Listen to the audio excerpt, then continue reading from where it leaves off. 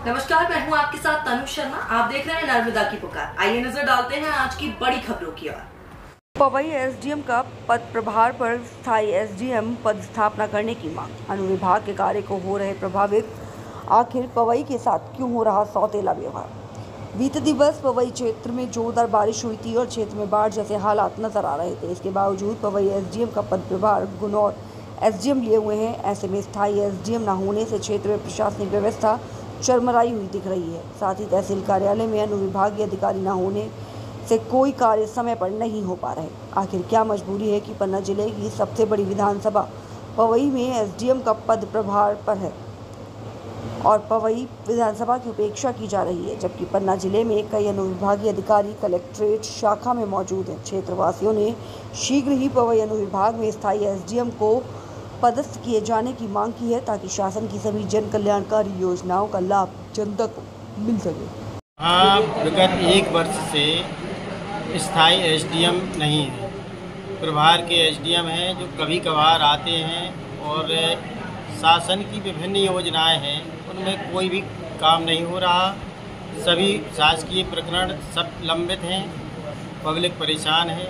इसलिए शासन से ऐसी मांग है कि यहाँ स्थायी एसडीएम की व्यवस्था की जाए। द्विवेदी पवई बाढ़ की स्थिति भी बनी हुई है। ऐसे में यहाँ की सभी व्यवस्थाएं चरमराई हुई हैं। ना कोई शासकीय व्यवस्था है, ना कोई। यहाँ छात्रावास भी डूब में था, वहाँ भी अव्यवस्था थी। और इस तरफ कटनी रोड भी जाम था। यहाँ पब्लिक बहुत परेशान है।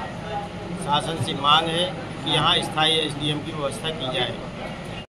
अब करीब 1 वर्ष से स्थायी एसडीएम न होने के कारण पक्षकारों को, आम पब्लिक को काफ़ी समस्याओं का सामना करना पड़ रहा है।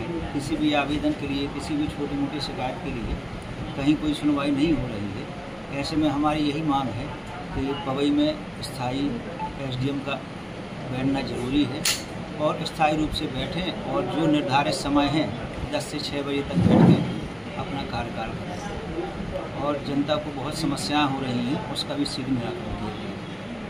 ये रहता है कि तहसील जो पवई है, यहाँ पर मेन मुख्यालय है और सबसे बड़ी तहसील है पन्ना जिले की जी। और यहाँ पक्षकार आते हैं, अधिकारी रहते नहीं, जबकि पवई में परमानेंट नियुक्ति होना चाहिए जी। भाई प्रभार यदि दें तो शाहनगर का दें या गुनौर का दें। पवई जो मुख्यालय है यहाँ पर एसडीएम को रहना अनिवार्य है। ऐसे कार्य हैं जनता के, सारे कार्य रुके हुए हैं। जनता पक्षकार आते हैं, परेशान होते हैं, चले जाते हैं, कोई काम नहीं होता है।